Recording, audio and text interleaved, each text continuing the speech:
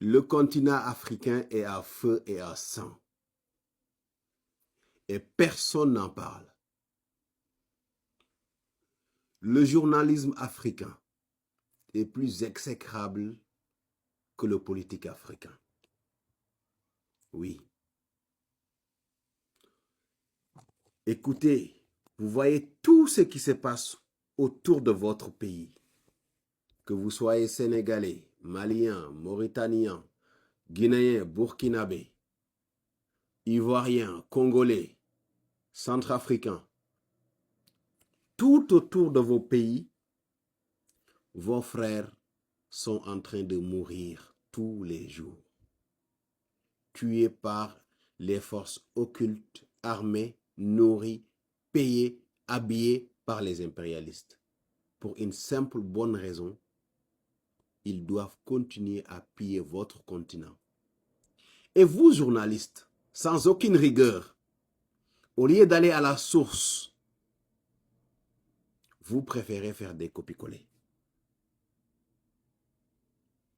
Donnez-moi une seule chaîne africaine qui vous donne de l'information sur ce qui se passe au Congo, au Mali, au Niger, au Burkina, au Bénin ou au Nigeria, avec ses propres images. Ils préfèrent tous à les copier, ceux qui cherchent à dominer leur propre peuple. Quel manque de rigueur. Un correspondant de la télévision sénégalaise au Mali coûte le même prix qu'un correspondant de la télévision sénégalaise dans une autre ville sénégalaise, que ce soit Ziguinchor, Kolda, Kédougou. Pareil, un correspondant de la télévision congolaise au Mali coûterait le même montant que le correspondant qui est à Kinshasa ou bien dans le Nord Kivu. Vous voyez? Mais comme ces télévisions-là n'ont aucune ambition d'informer juste et vrai, ils sont totalement à la botte des politiques qui dirigent leur pays. Et leurs politiques sont à la botte des impérialistes qui tuent leurs frères et qui pillent leur pays. Le mal n'est pas prêt à être résolu. Manque de rigueur totale ou paresse intellectuelle. Je ne sais pas comment décrire le journalisme sénégalais. Des chaînes de télévision qui, au moment où des frères africains sont tués, préfèrent nous montrer des compétitions de danse, des compétitions de football, des compétitions de lutte. Au même moment, les forces du mal attaquent des villages, incendient des préfectures et sous-préfectures, des dispensaires et hôpitaux, bombardent des forages et enrôlent des enfants qui seront détruits à vie. Des enfants dont leur avenir est compromis à vie.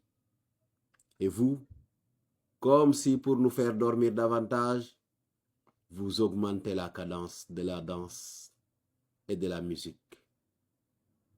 Vous pensez que l'Afrique a besoin de ça? Très sincèrement?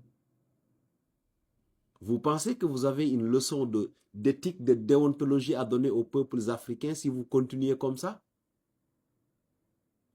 Vous pensez que les images que vous allez voler chez les chaînes européennes ou Al Jazeera,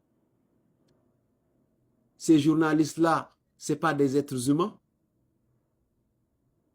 Ils ne nécessitent aucune compétence pour couvrir une guerre, à part le courage après la formation. Vous êtes tous formés, mais vous n'avez ni le courage, ni le patriotisme, ni l'amour du métier pour aller prendre le risque et chercher des images produites par vous-même dans les différentes zones de conflit, que ce soit au Congo, au Mali, au Burkina, au Niger. Toutes les chaînes de l'Afrique de l'Ouest, leur journal international. Allez voir le journal international, toutes ces chaînes-là. Allez voir. Copie-coller. Comment un journaliste sénégalais digne peut accepter dans son journal que pour parler du Mali, il lui faut des images venues de Paris?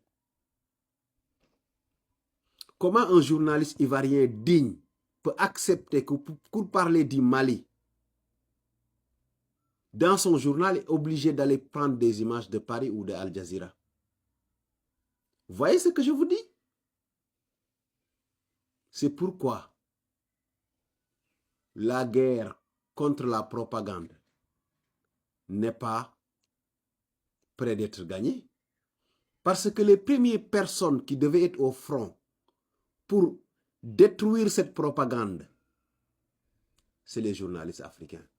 Mais ils sont tous déclarés absents. C'est des journalistes de fauteuil.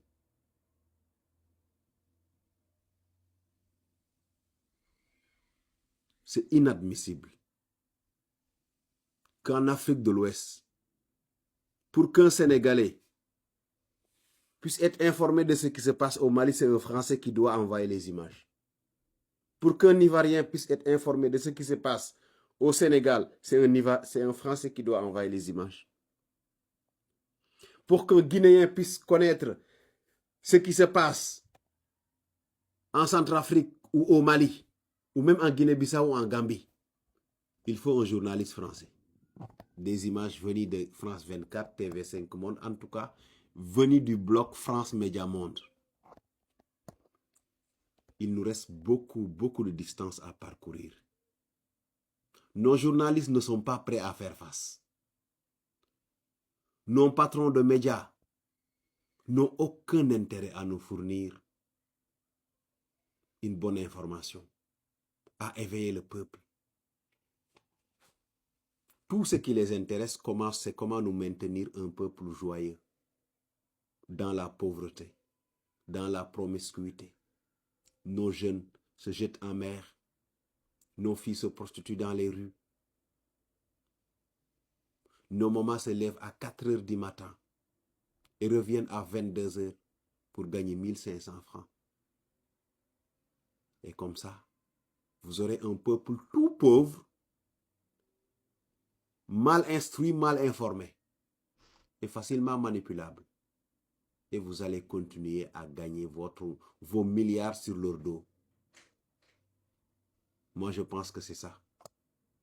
L'éveil de l'Afrique, la lutte contre la propagande ne vous intéresse pas et ne vous intéressera absolument pas. Et si on ne change pas, on restera comme ça éternellement. À moins que de jeunes leaders se lèvent et créent de vraies chaînes de télévision. Envoyez des représentants, des correspondants dans les différents pays africains. Vous pensez que les Belges ont besoin d'une information venue des États-Unis pour savoir ce qui se passe en France? Vous pensez que les Anglais aillent sur NBC pour savoir ce qui se passe ou ce qui se passe en France, en Belgique ou en Espagne? Jamais. Ils envoient leurs correspondants. Ça leur coûte pas cher. C'est la même zone géographique. Économiquement, le niveau de vie sont presque les mêmes. Ça coûte pas cher. Oui.